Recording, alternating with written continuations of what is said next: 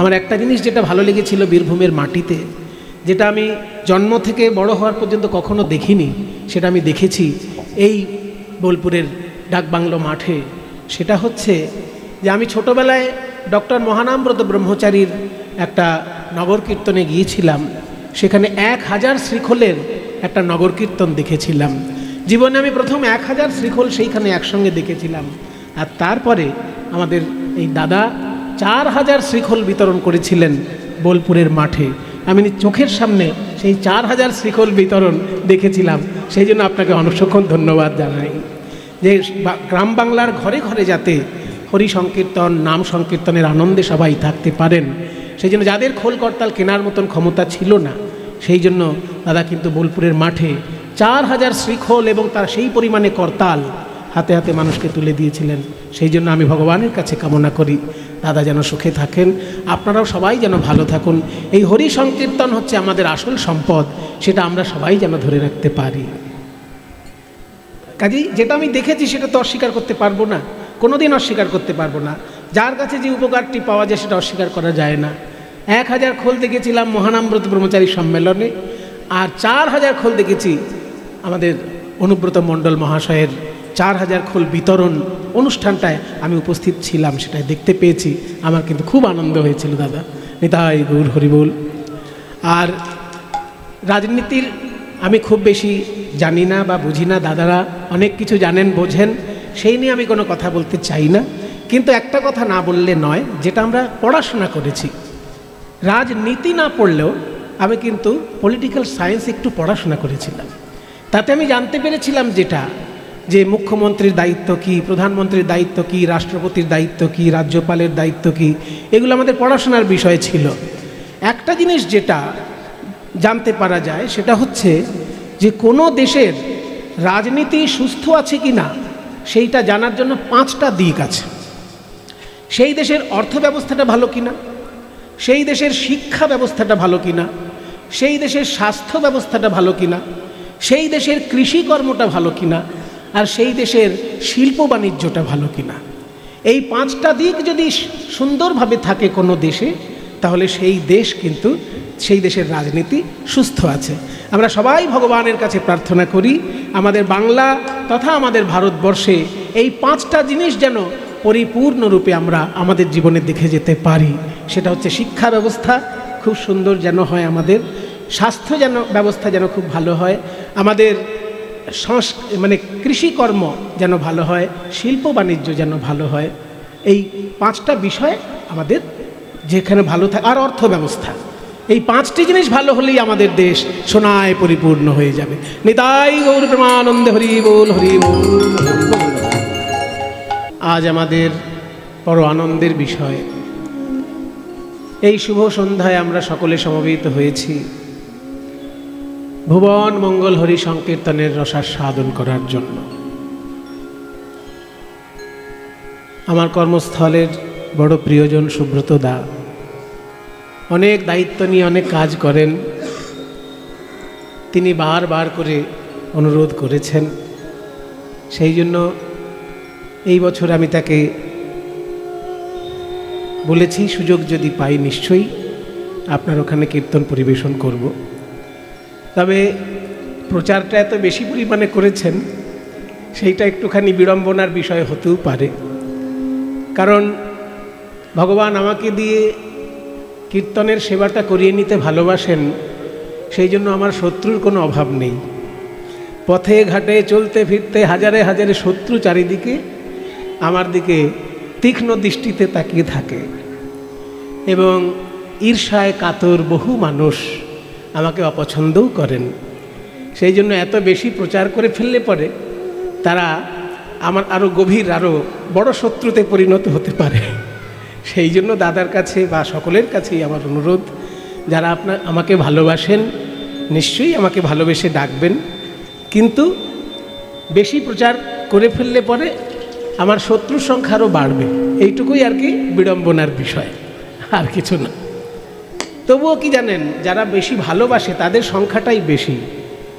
সেই জন্যই আমি খুব গর্ব করে, অহংকার করে ভগবানের নাম প্রাণ ভরে গাইতে পারি যে পৃথিবীতে মন্দ লোকের থেকে ভালো লোকের সংখ্যাটা বেশি। এখনো পৃথিবীতে মন্দ লোকের থেকে ভালো লোকের সংখ্যাটা বেশি বলেই সূর্য পূর্ব দিকে উঠছে আর বাতাসের মধ্যে অক্সিজেন পাওয়া যাচ্ছে। যদি এই ভালো লোকের সংখ্যাটা বেশি না হতো তাহলে হয়তো আমরা সকলেই যতটুকু শান্তিতে আছি এই শান্তিতে থাকতে পারতাম না। যে শ্লোকটি দিয়ে আমি আজকে শুরু করলাম আমার বক্তব্য, এই শ্লোকটি আমি অনেকদিন বলিনি। অনেকদিন কেন, 20-15 বছরের মধ্যে বোধহয় এই শ্লোকটি আলোচনা করা হয়নি। আমি আজকে একটু শ্লোকটি আলোচনা করতে চাইছি, কারণ শ্লোকটি আমার তো নয়, শ্লোকটির রচনা করেছেন স্বয়ং চৈতন্য মহাপ্রভু। আপনারা সবাই মহাপ্রভুকে ভালোবাসেন, কারণ মহাপ্রভুর প্রিয় সম্পদ এই কীর্তন গান। সেই কীর্তন গানকে ভালোবেসে আপনারা কত জায়গায় ছুটে যান, এখানেও ছুটে এসেছেন। মহাপ্রভুকে মনে প্রাণে ভালোবাসেন, কীর্তনকে ভালোবাসেন সেই কারণেই। কারণ কীর্তনের পিতা হচ্ছেন চৈতন্য মহাপ্রভু, কীর্তনের সৃষ্টিকর্তা চৈতন্য মহাপ্রভু।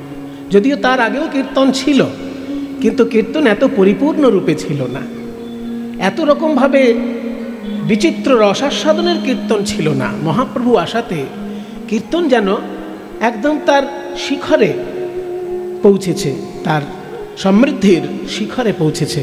যদি চৈতন্য মহাপ্রভু বাংলায় না আসতেন তাহলে কীর্তনের এত উচ্চ মান আমরা হয়তো কোনো দিন পেতাম না। ভক্তিগীতি সারা পৃথিবীতেই আছে, কোন দেশ নেই যেখানে ভক্তিগীতি নেই? সব দেশেই সব ধর্মের ভক্তিগীতি আছে, কিন্তু কীর্তনের স্থান আর এমনি ওর কোনো সাধারণ কোনো ভক্তিগীতির স্থান আকাশ পাতাল হয়ে যায়। তার কারণ, অনেকগুলো কারণ আছে। কীর্তনের মধ্যে রসশাস্ত্রের বিশ্লেষণ আছে। অন্য ভক্তিগীতি গাইতে গেলে আপনাকে অত রসশাস্ত্র নিয়ে ভাবতে হয় না। ভগবানকে ভালোবাসেন, একটা গান গেয়ে দিলেন, রসশাস্ত্রের বিচার দরকার নেই। প্রভুজি তুমি চন্দন হাম পানি, এটা গাইলেই সবার মন নেচে উঠবে, কিন্তু রসশাস্ত্রের বিশ্লেষণ ওখানে কোনো কাজে আসে না। ওখানে ভগবান চন্দন, আমি হলাম জল, তিনি চন্দন আমি জল, তার মাখামাখিতে সুগন্ধ ছড়াচ্ছে, এইটাই একটা কথা দাঁড়াচ্ছে, কিন্তু রসশাস্ত্রের বিশ্লেষণ দাঁড়ালো না। মধুর রস, বাৎসল্য রস, সখ্য রস, মধুর রসে বিরহ কেমন, মিলন কেমন, বিরহ কত রকমের, ওসবের কোনো মাথা ব্যথা ওখানে দরকার নেই। কিন্তু কীর্তন গাইতে গেলে আপনাকে জানতে হবে যে পূর্বরাগ কাকে বলে, পূর্বরাগ কেন উদয় হয়, পূর্বরাগ হলে তার কি কি রূপ ফুটে ওঠে সেই নায়ক বা নায়িকার মধ্যে। এই সমস্ত কিছু না জেনে আপনি যদি কীর্তন গান করেন, হবে ভগবানের নাম গান হবে, কিন্তু রসাস্বাদন হবে না। এই রসের পরিপূর্ণতা কীর্তন গানে সম্ভব হয়েছে, সমৃদ্ধি লাভ করেছে একমাত্র প্রেমের ঠাকুর গৌর সুন্দরের জন্য। আর গৌরাঙ্গ মহাপ্রভু আমাদের জন্য বিরাট বড় সংস্কৃতি রক্ষা করে গেছেন, কিন্তু রচনাবলী রক্ষা করে যেতে পারেননি। রবীন্দ্রনাথ যেমন বিরাট বড় রচনাবলী রেখে গেছেন, বিশাল রচনাবলী রবীন্দ্রনাথের। স্বামী বিবেকানন্দের রচনাও খুব একটা কম নয়, যদিও তার ভাষণটা রচনার থেকে পরিমাণে বেশি। বিবেকানন্দের রচনা যতটা, তার থেকে বেশি পরিমাণে তার বক্তব্য, ভাষণ, সেগুলো বই আকারে এখন পাওয়া যায়। কিন্তু রবীন্দ্রনাথের রচনা বাংলা ইংরেজি সব মিলিয়ে যদি দেখেন বিরাট ভাণ্ডার। চৈতন্য মহাপ্রভুর কিন্তু রচনাবলীর ভাণ্ডার নেই, কয়েকটা মাত্র সংস্কৃত শ্লোক পাওয়া যায়, যেগুলো চৈতন্য মহাপ্রভুর রচনা বলেই ইতিহাস স্বীকার করেছে। কারণ সেই রচনাগুলো যিনি সংরক্ষণ করেছেন তিনি মহাপ্রভুর খুব প্রিয়জন, তার নাম রূপ গোস্বামী।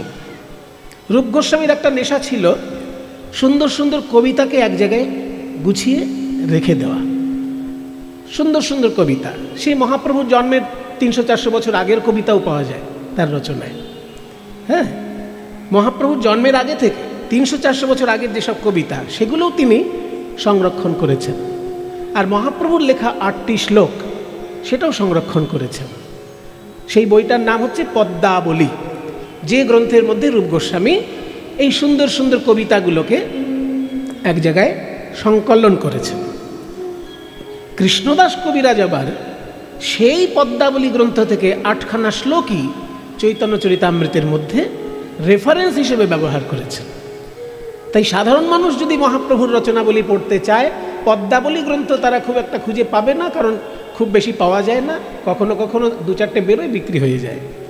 কিন্তু ঘরে ঘরে যেটা পাওয়া যাবে চৈতন্য চরিতামৃত। চৈতন্য চরিতামৃতের একদম শেষ অধ্যায়ে এই 8টি শ্লোক সযত্নে রক্ষা করেছেন কৃষ্ণদাস কবিরাজ গোস্বামী, এবং তার বাংলায় ভাবানুবাদ করে দিয়েছেন। এটা আরও মজার ব্যাপার, সংস্কৃত শ্লোকটার ভাবানুবাদ করে দিয়েছেন কৃষ্ণদাস কবিরাজ বাংলায়। সেই 8খানা শ্লোকের মধ্যে একটা শ্লোক আজকে আমি আপনাদের কাছে বললাম। মহাপ্রভু কৃষ্ণকে উদ্দেশ্য করে বলছেন যে আমি তোমার কাছে কি কি চাই না আর কি কি চাই। যেগুলো চাই না তার লিস্ট আগে ধরিয়েছেন, আর যেটা চাই সেটা একটাই জিনিস, সেজন্য শেষে আছে। যেটা যেটা চাই না সেইগুলোকে বাছাটা খুব কঠিন কাজ। মনে করুন আপনার কাছে 4টে জিনিস আছে, একটা বাড়ি আছে, একটা গাড়ি আছে, একটা শাড়ি আছে, এক থালা ভাত আছে। এবার এই 4টের মধ্যে কোনটা কোনটা আপনি বাদ দিতে পারেন সেটা ভাবাটা কঠিন। আপনি যদি প্রচণ্ড লোভী লোক হন তাহলে বলবেন যে আমার ভাতও চাই না, শাড়িও চাই না, বাড়িটা যেন থাকে, 2 বছর পরে বাড়ির দাম ডবল হয়ে যাবে, বিক্রি করে দেবো। আর খেতে যে পাবো না ভাত না হলে, সেটা মাথায় ঢুকলো না। আগে তো খাবারটা চাই। সাধারণ লোক হলে বলতো যে আমার বাড়ি দরকার নেই, শাড়িও দরকার নেই, গামছা পরে কাটিয়ে দেবো, গামছা পরে কাটিয়ে দেবো, কিন্তু খেতে না পেলে বাঁচবো কী করে? ওই জন্য খাবারটা আগে দরকার। তাহলে 4টের মধ্যে কোন কোনটা চাই না আর কোনটা চাই, এটা বেছে বলাটায় খুব বুদ্ধি লাগে, বোকা লোকের কাজ নয়। যে কোনটা কোনটা চাই না এটা বলার ক্ষমতা দরকার হয় এবং বুদ্ধি লাগে, সেটা সবার হয় না। তাই মহাপ্রভু শিখিয়ে দিচ্ছেন আমাদেরকে যে কোনটা কোনটা চাই না। প্রথমেই এমন একটা জিনিস চাই না বললেন, সেটা শুনলে সকলে আপনাদের খারাপ লাগবে। না ধনং, ব্যাস। ন মানে না, আর ধনং মানে ব্যাস। টাকা পয়সা চাই না এটা কেউ কখনো বলতে পারে? কেউ বলতে পারে না। সাধারণ সংসারী লোক যদি টাকা পয়সা না জমায় তাহলে সে মহাপাপী। কিছু কিছু কথা বলে ফেলবো যা শুনে আপনাদের খারাপও লাগতে পারে, ভালোও লাগতে পারে, কিন্তু প্রচণ্ড বাস্তব। সংসারী লোক যদি পয়সা না জমায় সে পাপ করছে, আর সন্ন্যাসী লোক যদি পয়সা জমায় তাহলে সে পাপ করছে। এটা আমার কথা নয়, চৈতন্য মহাপ্রভুর কথা। চৈতন্য মহাপ্রভুর জীবনীটা খুলে দেখুন, পেয়ে যাবেন সেইখানে। গোবিন্দ ঘোষ যখন মহাপ্রভুকে একটু আমলকি খেতে দিল মুখ শুদ্ধ হিসেবে, পরের দিন আবার সেই আমলকি একটুখানি জমিয়ে রেখেছিল, পরের দিন সেই জমানো আমলকিটা বার করে মহাপ্রভুকে দিয়েছে। তখন মহাপ্রভু বললেন, কালকে আমলকি আনতে তোমার এত দেরি হলো, আজকে আমলকি আনতে এত তাড়াতাড়ি দিলে কি করে? বলে, কালকে যে ভিক্ষে করেছিলাম সেটা জমিয়ে রেখেছিলাম, আজকে তোমায় দিয়ে দিলাম। সঙ্গে সঙ্গে মহাপ্রভু বললেন যে তুমি সন্ন্যাসীর সঙ্গে থাকবে আর সংসারী লোকের মতো ব্যবহার করবে, তাহলে তো তোমার আমার সঙ্গে থাকা চলবে না। কত কঠোর মহাপ্রভু দেখেছেন বৈরাগ্যের ব্যাপারে, কত কঠোর। এরকম কঠোর কজনকে পাবেন? বলছেন তুমি আমার সঙ্গে যখন থাকবে সন্ন্যাসীর নিয়ম মেনে চলতে হবে তোমাকেও, আমার সঙ্গে থাকবে, অথচ তুমি সংসারী লোকের মতো ব্যবহার করবে, সেটা হবে না। সন্ন্যাসীর নাহি হয় সঞ্চয়ে অধিকার, অতএব আমি তোমায় করিলাম নির্ধার। তোমাকে আমি আজ থেকে ত্যাগ করলাম, কারণ সন্ন্যাসীর কখনো সঞ্চয়ে অধিকার নেই। এটা মহাপ্রভু একদম পরিষ্কার বলে দিয়েছেন। কাজেই কোনো সন্ন্যাসী যদি সঞ্চয় করেন তিনি দয়া করে আমাকে ক্ষমা করবেন। আমি মহাপ্রভুর জীবনীতে যেটা পেয়েছি সেটা তো বলতে বাধ্য, কারণ তার কথাগুলো বলার জন্যই আমাকে ডেকে এনেছেন সবাই। সন্ন্যাসী লোক যদি সঞ্চয় করে তাহলে সে পাপী, আর সংসারী লোক যদি সঞ্চয় না করে তাহলে সে পাপী।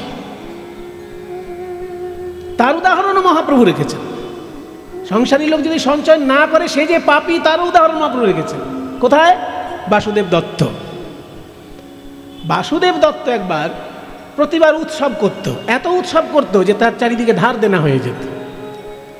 লোকের কাছে ধার করে উৎসব করত। আমার এই বদভ্যাসটা ছিল। আমিও যখন উৎসব করতাম হাতে পয়সা থাকতো না, ধার করে উৎসব করলাম। প্রত্যেকবারই ধার হয়, তারপরে কীর্তন টীর্তন গিয়ে ধারগুলো শোধ করে দিই। এরকম বছরের পর বছর চলেছে। যেই করোনায় এসে পড়লাম, ধার করা হয়ে গেছে, এবার করোনায় গান বন্ধ, আর পয়সা নেই, লোককে ধার শোধ করা যাচ্ছে না। শেষকালে হলো কি জানেন, 2 লক্ষ টাকা সুদ দিতে হয়েছে শুধু। তখন থেকে কান ধরেছি যে ধার করে আর উৎসব করব না। আমি পাপ করেছি, ধার করে যখন আমি উৎসব করেছি আমি পাপ করেছি। এই পাপ মহাপ্রভুর যুগেও একজন করেছে, তার নাম বাসুদেব দত্ত। তখন মহাপ্রভু বাসুদেব দত্তকে ধমক দিয়েছিলেন যে তুমি সংসারী লোক হয়ে কেন এরকম ভাবে ধার দেনা করে উৎসব করছো? সংসারী লোক হয়ে এরকম ধার দেনা করে উৎসব করছো, তোমার লজ্জা করে না? তোমার কাছে কোনোদিন লক্ষ্মী আসবে? লক্ষ্মী তোমাকে দূর থেকে দেখেই পালিয়ে যাবে। সেই জন্য বাসুদেব দত্তকে খুব ধমক দিয়েছিলেন, প্রচণ্ড ধমক দিয়েছিলেন, কারণ তিনি এরকমভাবে সংসারী লোক হয়ে সঞ্চয় না করে সব উড়িয়ে দিয়ে উৎসব করে দিতেন। এই জিনিসটা ভালো নয়, সংসারী লোকের পক্ষে ভালো নয়। তাই সংসারী লোক সঞ্চয় না করলে পাপ করে, আর সন্ন্যাসী লোক সঞ্চয় করলে পাপ করে। তাই চৈতন্যদেব যখন শ্রীকৃষ্ণের কাছে প্রার্থনা করছেন যে আমি জীবনে কি কি চাই না, তার মধ্যে 1 নম্বরে রেখেছেন সম্পদ। আমি টাকা পয়সা চাই না। ন ধনং, প্রথমেই বললেন ন ধনং, তারপরে বললেন ন জনং। আমি মানুষের কাছ থেকে সহযোগিতাও চাই না। আমি আমারটা নিজে ভিক্ষা করলে কেউ খেতে দিলে খাবো, কেউ খেতে না দিলে নদীতে জল আছে, গাছের পাতা আছে। কারোর ফল খেতে গেলে তো লাঠি নিয়ে তাড়া করবে, ফল খাওয়ার দরকার নেই, পাতা তো আছে। যদি আম না খেয়ে 2টো আম পাতা খাই তাহলে কেউ তো আমাকে তাড়া করবে না। কাজেই গাছের পাতা আছে আর নদীতে জল আছে। ছাগল গরু যখন পাতা খেয়ে বেঁচে থাকে, মরে না, আমি পাতা খেয়ে বেঁচে থাকবো। কারণ সহযোগিতা আমি চাই না। তাই বলছেন আমি টাকা পয়সা চাই না। ন জনং, মানুষের সহযোগিতাতেও আমি বেঁচে থাকতে চাই না। আরও যেটা চাইলেন ন সুন্দরীং কবিতাং। এখানে কিছু কিছু বোকা লোকে ব্যাখ্যা করে সুন্দরীকেও চাই না, কবিতাকেও চাই না। কথাটা ঠিক তা নয়। সুন্দরী কবিতা চাই না, এখানে সুন্দরী শব্দটা অ্যাডজেক্টিভ, কবিতা শব্দটাই নাউন। সুন্দরী কবিতা মানে সুন্দর কাব্য শক্তি। সুন্দরী অ্যান্ড কবিতা সেটা কিন্তু নয়। সুন্দর কবিতা, কবিতাটা যেহেতু স্ত্রীলিঙ্গ, ওই জন্য তার অ্যাডজেক্টিভটা স্ত্রীলিঙ্গ। এটা সংস্কৃতের নিয়ম। সংস্কৃত ভাষার নিয়ম হচ্ছে মূল শব্দটা, বিশেষ্য পদটা যে লিঙ্গে হবে তার বিশেষণটাও সেই লিঙ্গে হবে। হ্যাঁ, যেমন সুন্দর বালক, সুন্দর ছেলে, কিন্তু সুন্দর বালিকা বলা যাবে না, সুন্দরী বালিকা। বালিকাটা যেহেতু স্ত্রীলিঙ্গ, ওই জন্য তাকে অ্যাডজেক্টিভ দিতে গেলে সুন্দর বালিকা বলা যাবে না, সুন্দরী বালিকা বলতে হবে। তাই কবিতা শব্দটা যেহেতু স্ত্রীলিঙ্গ, তার অ্যাডজেক্টিভটাও বিশেষণটাও স্ত্রীলিঙ্গ হবে, সুন্দরীং কবিতাং। না ধনং না জনং না সুন্দরীং কবিতাং বা। তাহলে 3টে জিনিস বললেন মহাপ্রভু আমি চাই না, যেগুলো পাবার জন্য লোকে ব্যাকুল থাকে। কবিতা লেখার ক্ষমতা সবার থাকে না। পৃথিবীর বুকে কবিতা লিখে বিশ্ববিখ্যাত হয়েছেন কবিগুরু রবীন্দ্রনাথ ঠাকুর, কিন্তু মহাপ্রভু বলছেন আমি সেটাও চাই না। কিন্তু তিনি লিখে ফেলেছেন কবিতা, যেটা লিখছেন সেটা কিন্তু কবিতাই। মহাপ্রভু কিন্তু না চাইতেই কাব্যশক্তি নিয়েই জন্মগ্রহণ করেছেন। উনি গদ্যে লেখেননি, কথাটা কবিতাতেই লিখেছেন।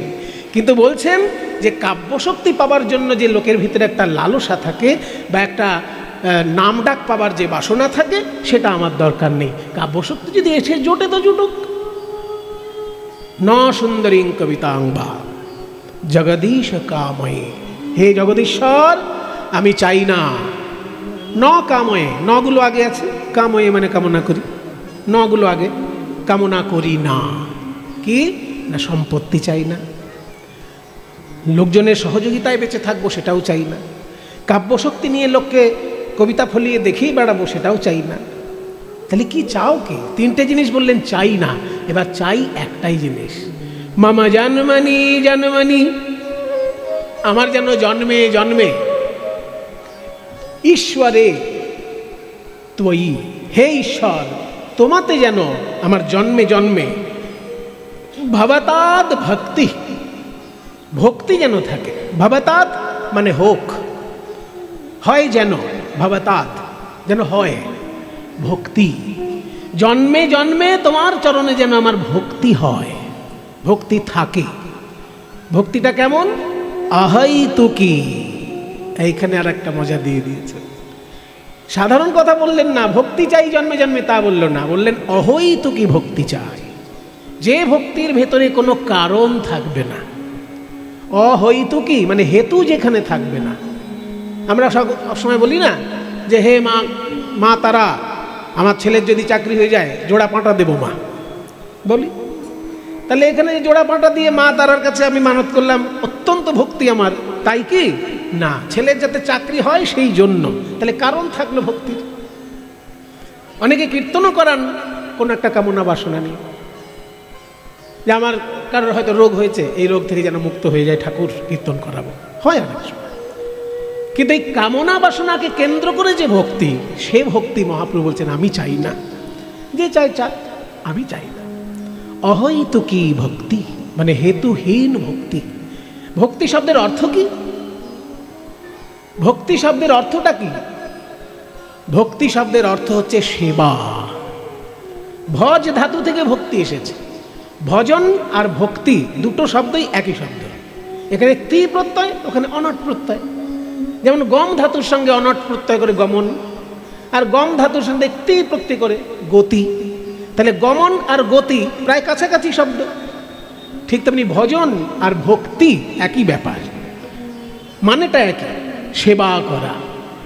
যেন জন্মে জন্মে তোমার সেবা করতে পারি এবং সেই সেবার পেছনে কোনো কারণ না থাকে, যে তুমি আমার এই মনোবাসনা পূর্ণ করেছো ওই জন্য সেবা করলাম, তাহলে কিন্তু ওটা হলো না।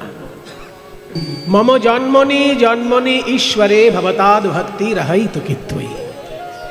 জন্মে জন্মে যেন তোমার চরণে আমার অকারণ ভক্তি, হেতুহীন ভক্তি থাকে প্রভু। তাহলে মহাপ্রভুর একটি শ্লোক আমরা শুনলাম, সেই শ্লোকটিতে মহাপ্রভু যা বলেছেন সেই প্রার্থনা সমস্ত ভক্তের হৃদয়ের প্রার্থনা।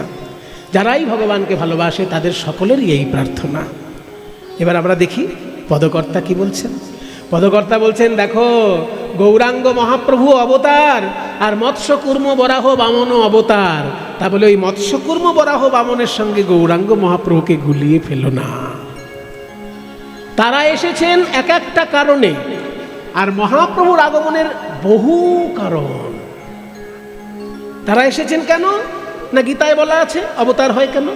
পরিত্রাণায় সাধূনাং বিনাশায় চ দুষ্কৃতাম ধর্ম সংস্থাপনার্থায় সম্ভবামি যুগে যুগে।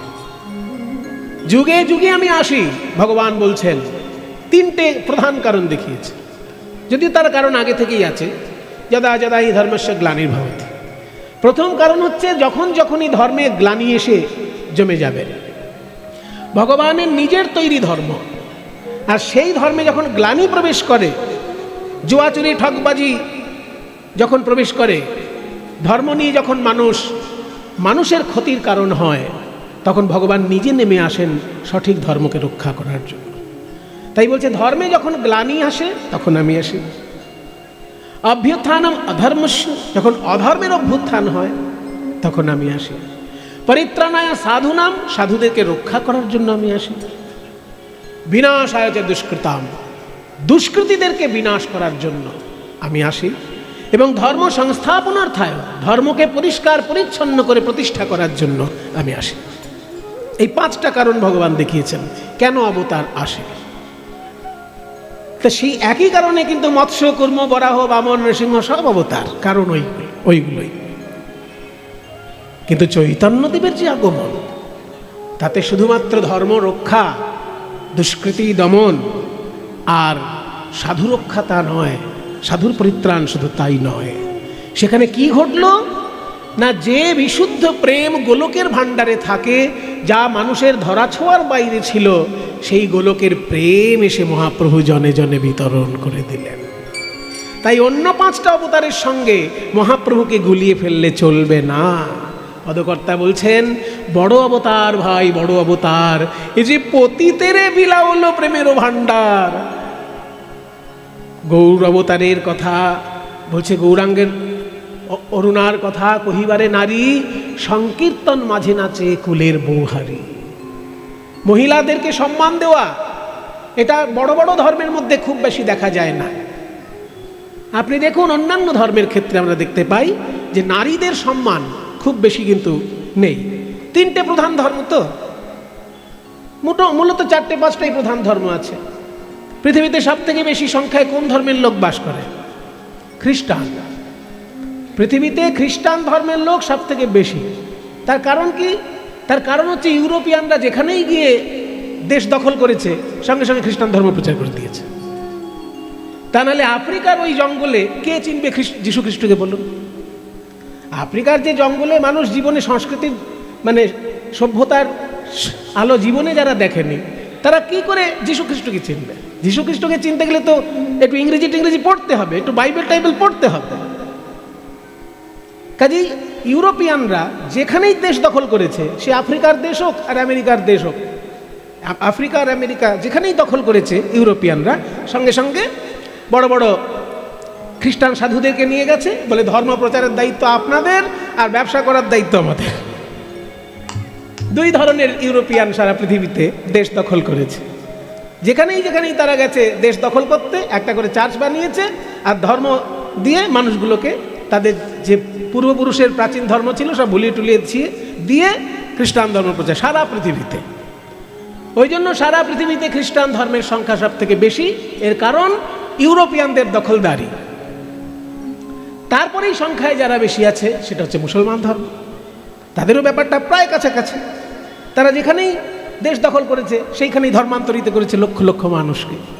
কাজে খ্রিস্টানরা যেভাবে পৃথিবীতে ধর্ম ছড়িয়েছে, ইসলাম ধর্মের রাজারাও ঠিক একইভাবে পৃথিবীতে ধর্ম ছড়িয়েছে। বৌদ্ধ ধর্ম প্রায় তাই। কারণ বুদ্ধ যখন ছিলেন বা তারপরে তার প্রভাবে যখন ওই উড়িষ্যার যে বিরাট যুদ্ধ হয়েছিল, রাজা অশোক নিজের ছেলেকে দিয়ে বিদেশে ধর্ম প্রচার করেছেন, নিজের মেয়েকে দিয়ে বিদেশে বৌদ্ধ ধর্ম প্রচার করেছেন। কাজেই রাজারা যেখানে যেখানে পেরেছে ধর্ম প্রচার করেছে, তার প্রধান 3টে ধর্মই রাজাদের দ্বারা প্রচারিত। কি খ্রিস্টান ধর্ম, কি ইসলাম ধর্ম, কি বৌদ্ধ ধর্ম। কিন্তু সনাতন ধর্ম খুব বেশি রাজাদের দ্বারা প্রচার পায়নি, সাধু সন্ন্যাসীদের দ্বারাই বেশি প্রচার পেয়েছে। তাই পৃথিবীতে সব থেকে বেশি সংখ্যার যে লোক থাকে সেটা খ্রিস্টান ধর্মে, তারপরে ইসলাম ধর্ম, তারপরে হিন্দু ধর্ম, তারপরে বৌদ্ধ ধর্ম। এই যে ধর্মগুলো দেখবেন সেখানে কিন্তু নারীর সম্মান মধ্যযুগে কোনো ধর্মতেই দেওয়া হয়নি। কোনো ধর্মকেই নারীকে সম্মান ভালো করে দেওয়া হয়নি। একমাত্র তন্ত্র আর যোগ ছাড়া যেখানে যেখানে তন্ত্র পৌঁছেছে সেইখানে নারীর সম্মান উপরে আছে। কারণ তন্ত্র ছাড়া অন্য কোনো ধর্মে দেবতাকে ঈশ্বরী বলে সম্মান করা হচ্ছে না। সব জায়গায় ভগবান যেন পুরুষ মানুষ, নারীকে ভগবান হিসেবে দেখা, এটা তন্ত্রের দর্শন কিংবা বৈষ্ণব ধর্মেরও দর্শন। কারণ বৈষ্ণব ধর্মে কৃষ্ণের উপরেও রাধারানীর সম্মান। বৃন্দাবনে কেউ শ্রীকৃষ্ণ জয় কৃষ্ণ জয় শ্যামসুন্দর বলে না, সবাই কি বলে? রাধে রাধে রাধে বলে বৃন্দাবনে। তাহলে কৃষ্ণের উপরে সেখানে রাধারানীর সম্মান। কাজী বৈষ্ণব ধর্ম আর তান্ত্রিকতা, এখানে কিন্তু নারীর সম্মান উপরে। বাকি সব ধর্ম, আপনি খ্রিস্টান ধর্মে দেখুন, গড তাকে যদি বলা হয় তাকে ফাদার বলা হয়, কই মাদার তো বলা হচ্ছে না। গডকে কখনো মাদার বলা হচ্ছে কি খ্রিস্টান ধর্মে? গডকে ফাদার বলা হচ্ছে, তাহলে পুরুষ। ইসলাম ধর্মে যদি আল্লাহ যার নাম, তাকে কি কখনো নারী হিসেবে চিন্তা করা হয়েছে? আল্লাহকে পুরুষ মানুষ হিসেবেই চিন্তা করা হয়েছে। এবং বৌদ্ধ ধর্মে বুদ্ধদেব তো পুরুষ মানুষ বটেই, সাক্ষাৎ দেখা যাচ্ছে। হিন্দু ধর্মের মধ্যে তন্ত্রের যারা উপাসক এবং বৈষ্ণব ভাবনার যারা উপাসক, তারা কিন্তু নারীকে বিরাট সম্মান দিয়েছেন। তার প্রমাণ বৃন্দাবনে কৃষ্ণের থেকেও রাধারানীর জয়ধ্বনি বেশি।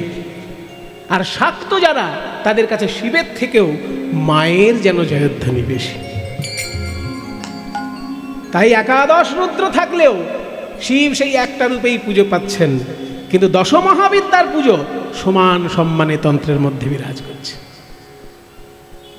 বৈষ্ণব ধর্মে নারীর সম্মান উপরে দিয়ে গেছেন চৈতন্যদেব। তার প্রমাণ মহাপ্রভু যখন ইহলোক ত্যাগ করলেন, নিতাই চাঁদ যখন ইহলোক ত্যাগ করলেন, তখন নিত্যানন্দের স্ত্রী জাহ্নবা দেবী দীক্ষা দিয়ে বৈষ্ণব ধর্মকে প্লাবিত করে দিলেন বাংলার বুকে। তাহলে নারী যেখানে সমাজের মাথা, সেখানে জাহ্নবা দেবী সেটা হচ্ছে নিতাই চাঁদ। নিতাই চাঁদের স্ত্রী জাহ্নবা দেবী, তার সাক্ষাৎ শিষ্য হচ্ছে পদকর্তা জ্ঞানদাস। তার সাক্ষাৎ শিষ্য, আজকে যে পদটা গাইছে এই পদের লেখক যিনি, তিনিও তার সাক্ষাৎ শিষ্য। মা জাহ্নবার কাছে মন্ত্র পেয়েছিলেন, যার পদটা এখন গাইছে। সেই জন্য তিনি চোখের সামনে দেখেছেন যে অন্য কোনো ধর্মে নারীকে এতটা সম্মান দিল না, বৈষ্ণব ধর্ম কিন্তু দিল। কারণ নিত্যানন্দের আসনে মা জাহ্নবা বসে সকলকে দীক্ষা দিচ্ছেন, মানুষকে ভক্তিপথের অনুরাগী করছেন। এই কত বড় অবদান! রবীন্দ্রনাথের জীবনীতেও দেখবেন, রবীন্দ্রনাথের বাড়ির ভিতরে নারীদেরকে যারা পড়াশোনা, আচ্ছা উনি বলছেন যে ভক্তি আগে না মুক্তি আগে, কোনটা বড় সেটা নিয়ে আলোচনা করতে বলছেন। ঠিক আছে, আমি সংক্ষেপে বলবো। ভক্তি মানে সেবা আর মুক্তি মানে নিবৃত্তি। তাহলে কোনটা ভালো? যেটা আপনি ভালো মনে করবেন সেটাই ভালো। আপনি যদি মনে করেন যে না আমি সেবা করব না, কোনো বন্ধনের মধ্যে থাকবো না, তাহলে আপনার কাছে মুক্তিটাই শ্রেষ্ঠ হবে। কিন্তু আপনি যদি রবীন্দ্রনাথের মতন বলেন যে না, সমস্ত কিছু ভুলে গিয়ে শুধুমাত্র মুক্তি সাধনা আমার সাধনা নয়, আমি সমস্ত কর্মের মধ্যে দিয়েই মুক্তি পেতে চাই, তাহলে আপনার ভক্তি দরকার। কারণ ভক্তি ছাড়া আপনি তো সেবার মাধ্যমে ভগবানের কাছে এগোতে পারবেন না। তাই ভক্তি বলে সেবার মাধ্যমে ভগবানের কাছে এগিয়ে যাওয়া। আর যোগ বা বেদান্ত দর্শন বলে যে শুধু ব্রহ্ম চিন্তার মধ্যে দিয়ে ব্রহ্মের সঙ্গে বিলীন হওয়া। দুটো এক নয়, দুটোই দুটোর মতন শ্রেষ্ঠ। যে যে ভাবের ভাবুক সে সেই পথে এগিয়ে যেতে পারে।